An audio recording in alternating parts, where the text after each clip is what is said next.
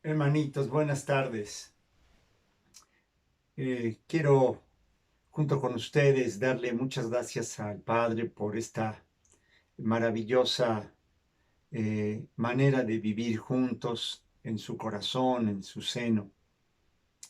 De verdad deseo que sus vidas, que sus corazones estén con paz, con esperanza, y si se puede decir, con alegría, con el gozo del Espíritu Santo, mirando como Dios mira y mirando lo que Dios mira. Vamos a recibir la palabra esta tarde y quiero comenzar con una oración. Número uno, para dar gracias por tu vida, hermanito, hermanita, para dar gracias por tu compañía, por, por darme la oportunidad, darnos mutuamente la oportunidad de caminar juntos, de este camino a Emaús, hacerlo juntos, como un solo hombre, como amigos, como hermanos, como quien camina en Cristo Jesús juntos. Y quiero primero dar gracias por esto y luego, eh, como siempre, también dar gracias al Padre, sobre todo gracias al Padre eh, por habernos amado como nos ama. Padre, queremos darte gracias esta tarde porque tú has tenido misericordia, has tenido tanto amor por nosotros. Te doy gracias por mis hermanos, por sus vidas. Bendícelos. Ilumina, Señor, sus vidas en todo sentido. Llénales de tu espíritu, llénales de tu paz y de tu esperanza, que tu mirada inunde su mirada. Gracias, Padre, por este caminar juntos. Gracias porque mis hermanos eh, me acompañan y me aceptan en este camino que tienen ellos contigo. Gracias, Padre, por tu amor. Gracias por esta oportunidad de recibir tu palabra. Que nuestro corazón esté bien dispuesto, bien preparado para recibir. En el nombre de Cristo Jesús. Amén. Muy bien, hermanos. Recuerdan que estamos tocando el tema de la fe, la fe en Jesucristo, y de hecho esta serie de enseñanzas le hemos puesto por nombre por la fe en Jesucristo. Y esta tarde vamos a continuar con el tema y vamos a ver otro precioso aspecto de esta bendición, de esta realidad tan excelente, tan maravillosa. Y vamos a comenzar hoy recordando un texto que está en Juan capítulo 20, versículo 28, donde Tomás declara en un éxtasis de adoración, le dice a Jesús: mi Señor y mi Dios. Es un momento de un arrobamiento muy especial para todos. Jesús ha resucitado, se ha presentado con ellos, está en medio de ellos, trayéndoles paz, consuelo, ánimo y todo lo que significa la resurrección y todo lo que significa que después de todo lo que ha ocurrido y de que sus corazones habían quedado en una especie de vacío, soledad y tiniebla, pues al presentarse Él en resurrección, que significa todo luz, todo pureza, todo santidad, todo victoria, todo vida, pues el cambio es tremendo. Y particularmente en el apóstol Tomás, nuestro hermano Tomás ha pasado por una situación muy difícil en su incredulidad. Y bueno, este versículo dice: Tomás, con un corazón arrebatado por el amor de Jesús, y lo declara y le dice: mi Señor y mi Dios. Bueno, quiero partir de aquí para para que juntos reflexionemos, contemplemos qué es lo que tiene que ocurrir en alguien, qué es lo que tiene que ocurrir en mí, en cualquiera de nosotros, para llegar a este punto de éxtasis, de amor, de reconocimiento, de este como dejar al fin que el corazón pueda declarar algo tan verdadero y al mismo tiempo tan escondido, por llamarle de esta manera. ¿Qué tiene que ocurrir en uno para llegar a este punto de decirle a Jesús, mi Señor y mi Dios? ¿Qué mirada, qué purificación de la mirada y del corazón? ¿Cómo llegar a este punto de verle a Él, a Jesús, y sentir este impacto en el corazón, esta espada, esta herida de amor que haga uno desde lo más profundo del ser, desde el espíritu, desde el corazón, desde lo más interior de nosotros, y casi podría yo decir, con conciencia, pero conciencia del espíritu, un, un darse cuenta y al mirar a Jesús, decirle, mi Señor y mi Dios, porque es una declaración tremenda. Tomás es, digamos que el primero en declarar el señorío de Jesús y la divinidad de Jesús. Entonces, esto no es cualquier cosa, significa un encuentro profundo, un despertar, un caer en la cuenta, un dejar que el Espíritu declare lo que el corazón se ha enterado.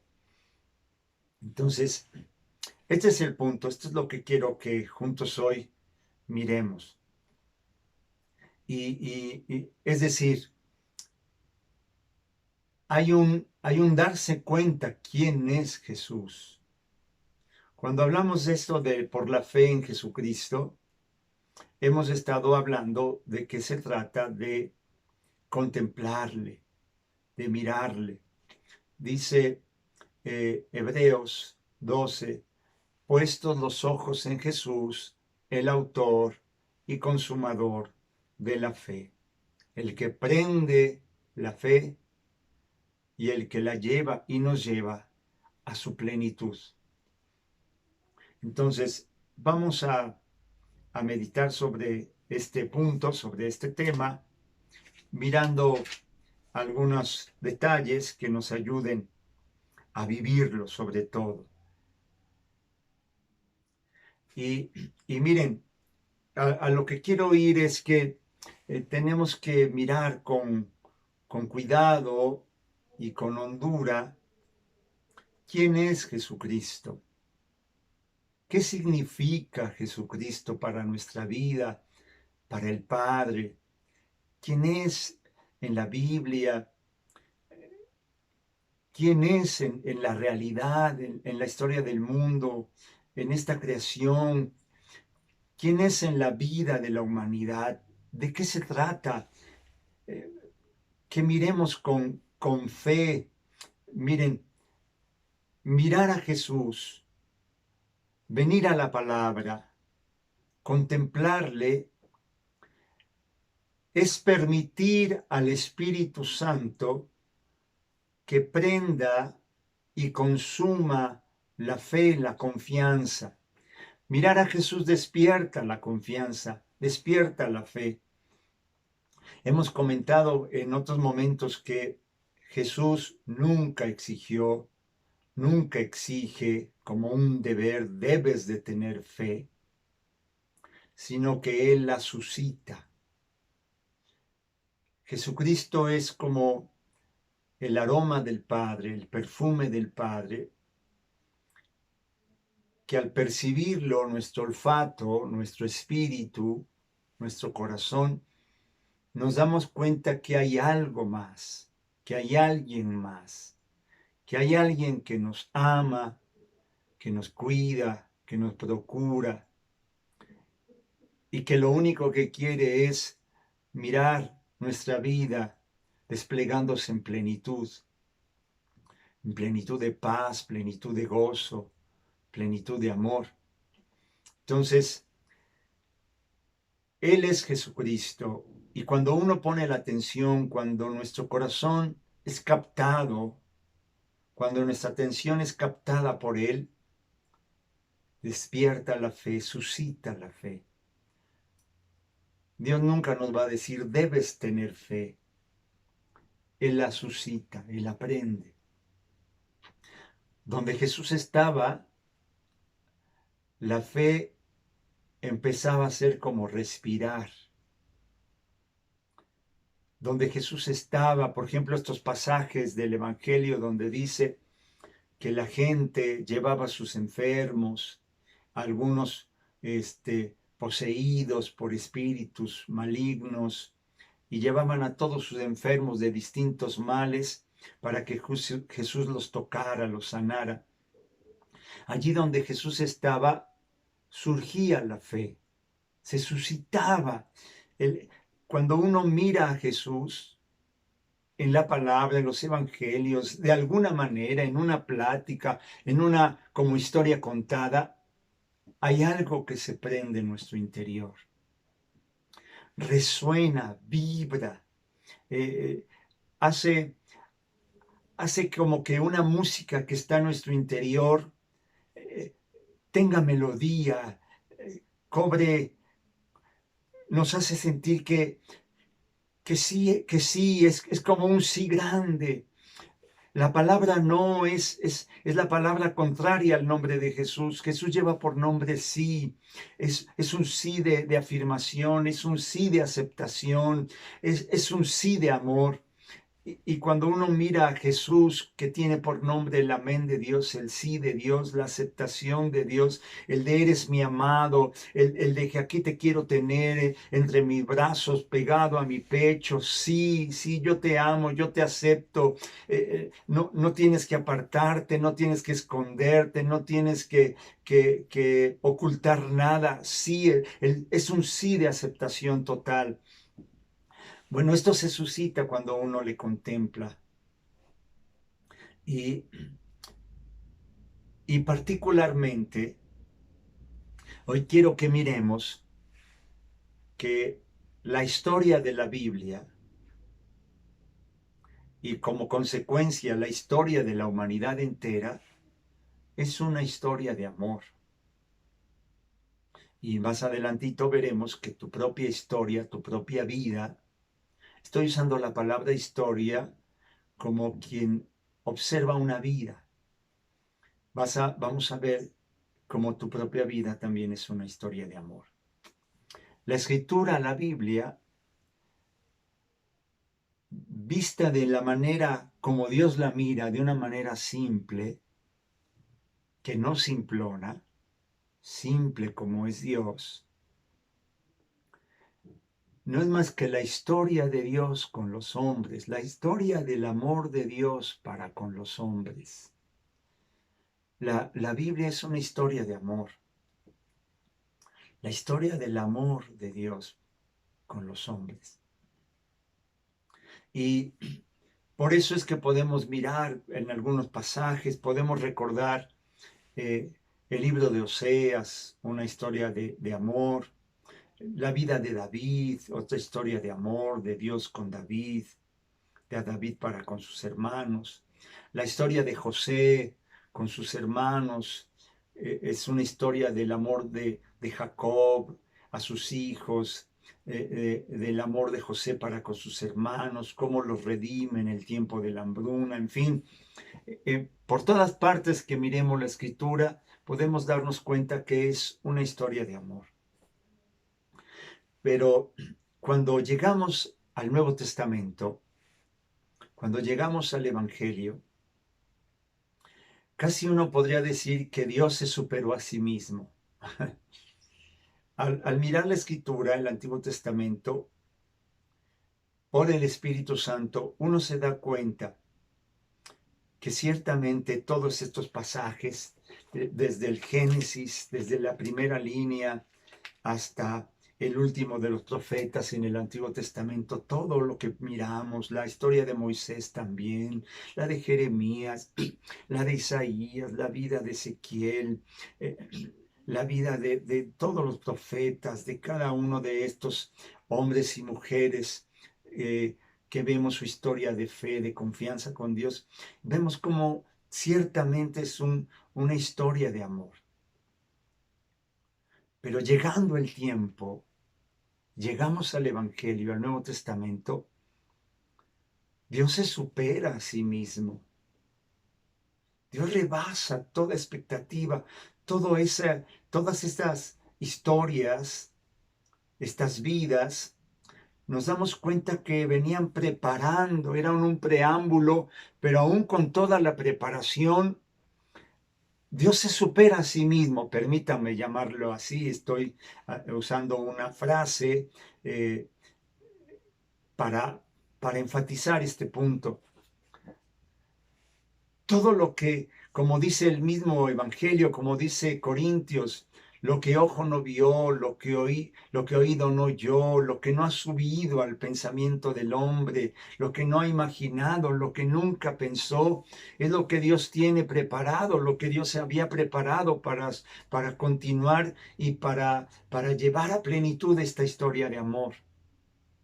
Y cuando uno llega al Evangelio, a la vida de Jesús, a Jesucristo, como dice la Escritura, el apóstol Pablo, Jesucristo hombre, o como hemos estado leyendo una y otra vez en Colosenses capítulo 2, si recuerdan particularmente en esta traducción llamada de Arcas Fernández del Nuevo Testamento, donde dice que es en Cristo hecho hombre, en quien habita la plenitud de la divinidad, y en él, que es cabeza de todo principado y de toda potestad, hemos alcanzado nuestra plenitud. Es en Cristo hecho hombre, en quien habita la plenitud de la divinidad. Bueno, cuando llegamos al Nuevo Testamento, esta historia de amor llega a una cumbre que no agotaremos nunca, es inagotable. El amor de Dios no se agota nunca, se multiplica más que la arena, más que las estrellas del mar. Llegar al Evangelio, llegar al Nuevo Testamento es escuchar la invitación de Dios, es que Abraham somos cada uno de nosotros, la simiente de Abraham, en la simiente de Abraham donde se cumplen todas las promesas de Dios. Es otra vez como en el caso de Abraham, donde viene Dios y le invita a salir de su tienda y le hace mirar las estrellas, contar la arena del mar. Y no se pueden contar los granos de la arena, no se pueden contar las estrellas del cielo, es infinito. Hasta el nombre del universo, uno de sus nombres es el infinito, porque son innumerables, no se puede medir, va más allá de todo pensamiento, es la trascendencia de Dios. Llegar al Evangelio y contemplar a Jesús. Dios se voló la barda, se superó a sí mismo. Lo que ojo no vio, lo que no había subido al corazón de hombre, lo que el pensamiento no da. Y Dios nos lo ha mostrado, es en Cristo Jesús, hecho hombre, en quien habita, en quien el Padre hizo habitar toda la plenitud de su amor. Y por eso cuando le vemos, alcanzamos nuestra plenitud, en Él somos completos. El apóstol Pablo, cuando meditaba así, se detenía en Romanos, dice: oh profundidad de las riquezas de la sabiduría, ¿quién entenderá a Dios? ¿Quién conocerá su pensamiento? Y el mismo apóstol Pablo en Corintios, meditando también así, dice: pues a nosotros nos ha dado la mente de Cristo, el Espíritu Santo. Oh, profundidad de las riquezas de la maravilla de Dios, del amor del Padre. Y todo esto lo tenemos en Cristo Jesús. Por eso continuamos con este tema, por la fe en Jesucristo. Una historia de amor, toda historia de amor ha de ser contada. Y esta historia del amor de Dios con los hombres, para con los hombres, la historia del amor de Dios, leer la Escritura, cada acontecimiento, cada gesto, cada palabra, cada vida, cada acción en el Antiguo Testamento, es la historia del corazón del Padre, de cómo ama al Padre y cómo nos busca. Pero llegar al Evangelio, llegar al Nuevo Testamento, todo se desborda. Es entrar al cielo. Como que el cielo se desparramó, se abrió el cielo y nos cayó encima. El cielo, la eternidad irrumpe en el tiempo, en medio de la historia de los hombres. El verbo, la palabra se hace carne y habita entre nosotros y vimos su gloria, gloria como del unigénito del Padre, lleno de gracia y de verdad. El cielo nos vino encima, la eternidad irrumpió en la historia de los hombres. En medio del tiempo está lo eterno. Se desbordó el cielo, se salió de sus límites, por llamarle de alguna manera. Lo ilimitado del amor de Dios se desborda sobre los hombres y vimos su gloria y vemos su gloria y le podemos contemplar. Mirar a Jesucristo. Oh, oh Jesús. Toda historia de amor debe ser contada. Dios narrando la historia del amor por nosotros, se nos entrega. Si toda historia de amor debe ser contada, principalmente esta, primordialmente esta, prioritariamente esta, sobre toda historia contada. Contemos esta historia del amor de Dios en Jesucristo. Miren, las historias de amor son muy bonitas. No estoy hablando solo de amor de pareja, no solo de historias románticas. Cuando hablo de amor, hablo de amigos, de amistad, de hermanos, de padres e hijos, de madres e hijas, en fin. Se aprende mucho. Voy a poner algún ejemplo. Con mi familia, con mi esposa, con mi hija, hay veces que miramos alguna película y si encontramos una que cuente una historia de amor, mejor. Hace poco mirábamos una historia muy sencillita, muy bonita. Es una historia ubicada en el Japón actual y cuenta que un abuelo, cuando muere el abuelo, llegan a los funerales la familia, todos los preparativos, y resulta que el abuelo ya hace no muchos años, tuvo un encuentro con alguien, con una mujer, y tuvo una bebita, y cuando llegan a los funerales, resulta que la familia se entera que el abuelo tiene una hijita de 6 años, pero ha muerto el abuelo y resulta que nadie de la familia quiere hacerse cargo de la niña. Y uno de los nietos, un muchacho soltero de 27 años, él en su corazón tiene misericordia de la niña, le duele que todos la vean como ajena, y él es movido en misericordia y el muchacho decide él encargarse de la niña. Y bueno, luego la historia lo que cuenta es las peripecias de un muchacho soltero que tiene su trabajo, que tiene su propia vida, y de la noche a la mañana pues resulta que tiene que lidiar con todo lo que implica atender y cuidar a una pequeñita de 6 años. Bueno, esa es la historia, muy simple, pero es muy bonita, es una historia de amor. Bueno, una historia de amor tiene que ser contada. No son conceptos, no son ideas, no es una ideología, no es una doctrina.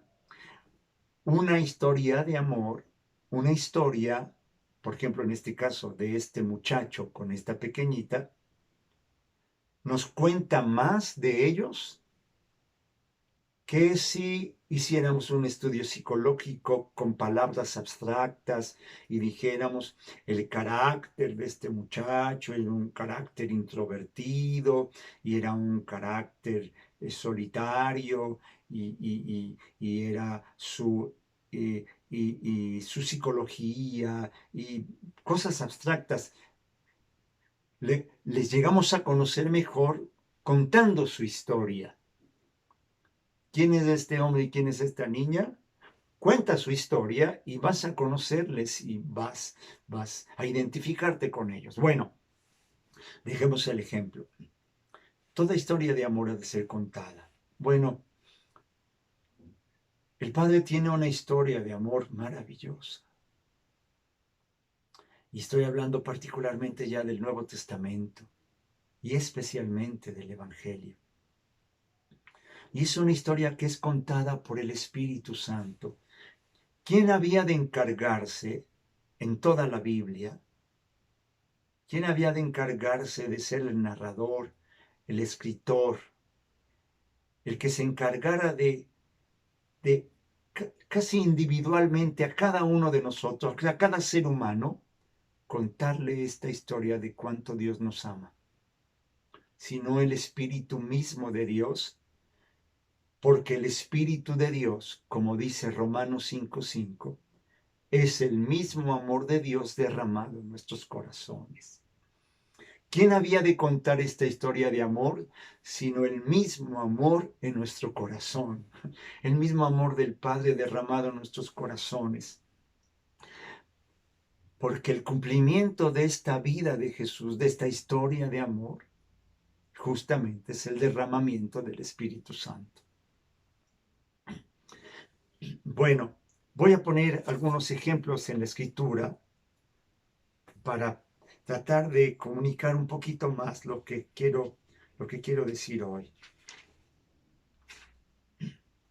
Podemos ver, por ejemplo, al apóstol Pablo. ¡Qué historia de amor! Miren, Pablo sabía de Biblia, sabía de la Escritura, de los profetas, de los Salmos, del Pentateuco. Había sido educado como especialista en la Escritura, fariseo de fariseos, judío, guardador de la ley, con celo. Bueno, pero cuando conoce a Jesús, nos vamos a dar cuenta, miren, cuando estamos leyendo las cartas de Pablo, con toda su formación y lleno del Espíritu Santo, podríamos decir que es el modelo de teólogo. Y cuando está enseñando en las cartas, está enseñando con objetividad y enseñando como profeta, como si fuera la voz de Dios que nos quiere comunicar lo secreto de Dios. Pero varias veces, mientras está escribiendo las cartas, dirigida a los hermanos y dirigida para nosotros hoy, como que se traiciona y hay momentos en que habla de una manera tan personal, porque cuando está contando, cuando está escribiendo, cuando está hablando, cuando está permitiendo que el Espíritu Santo use su pluma, use su boca, use su corazón para permitir a Dios hablarnos, no puede detener, hay varios momentos donde no puede detener esta relación de amor que tiene con Jesús, personal. Porque esta historia es la historia, como vimos en las enseñanzas anteriores, de la amistad con Dios. Es lo que tenemos con Dios, con nuestro Padre, con Jesús y con el Espíritu Santo. Es una comunión de amor. Y hay momentos en que Pablo tiene que hablar en primera persona. No le queda otra. Dice, por ejemplo, en Filipenses 3, Pablo está enseñando acerca de las cosas profundas de lo que significa Cristo en nosotros. Pero tiene estos momentos. Miren, por ejemplo, Filipenses 3, versos 8 y 10. Voy a leer un pedacito de cada uno. Dice,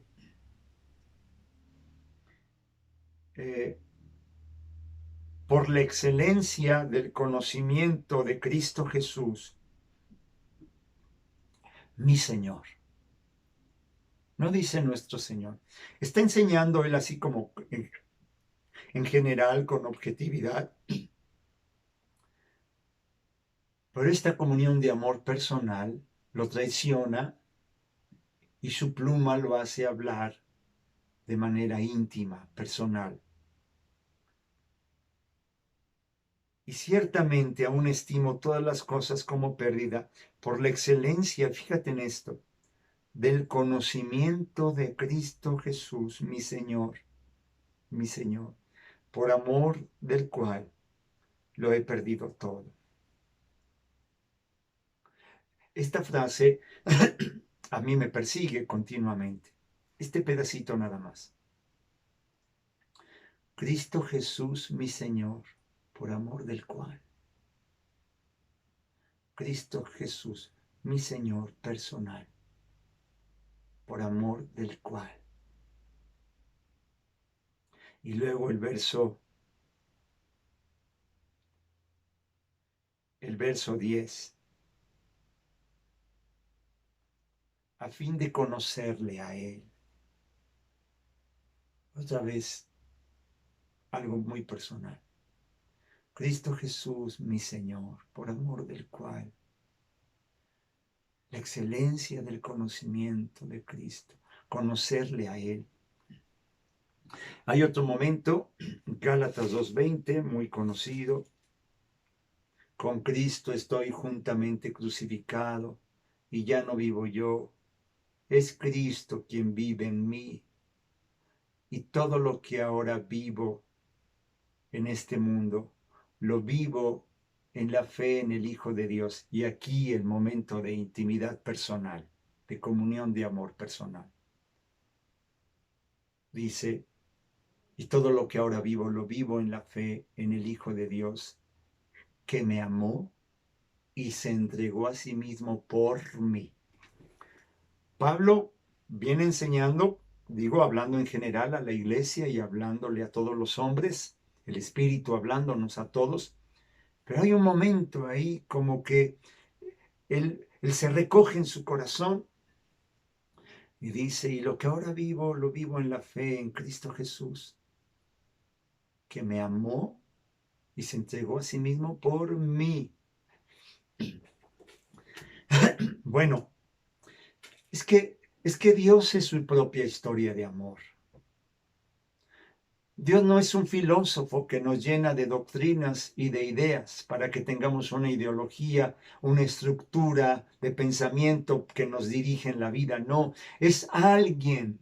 Jesucristo no es algo, no es una doctrina, no es un conjunto de ideas, no es una ideología que me ayuda a vivir, es alguien. El cual me amó y se entregó a sí mismo por mí, es alguien. Jesús es alguien, puesto los ojos en Jesús, es alguien, alguien que me ama personalmente. Y por eso lo mejor que podemos hacer es contemplarle, conocerle a Él, puestos los ojos en Jesús. Él suscita la fe. Él es el aroma del Padre que nos hace percibir que hay alguien que nos ama infinitamente. Jesucristo es nuestra manera de percibir, y más que percibir, miren, hay algo más excelente y más maravilloso que percibir, que es recibir. Jesucristo es en quien percibimos y recibimos a Dios. Jesucristo es en el que nuestra mirada, nuestro olfato, nuestro tacto. Tomás quería tocar para creer. Y por eso llega el momento en que en esta realidad que es Jesucristo, este alguien, Tomás en adoración profunda cae postrado y lo proclama y lo confiesa en su corazón, en su ser más interior, mi Señor y mi Dios.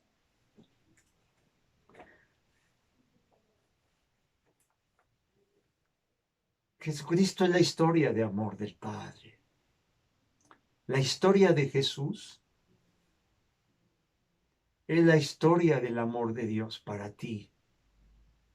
Y por eso decía al principio que íbamos a caer a la cuenta de que también tu vida es una historia de amor.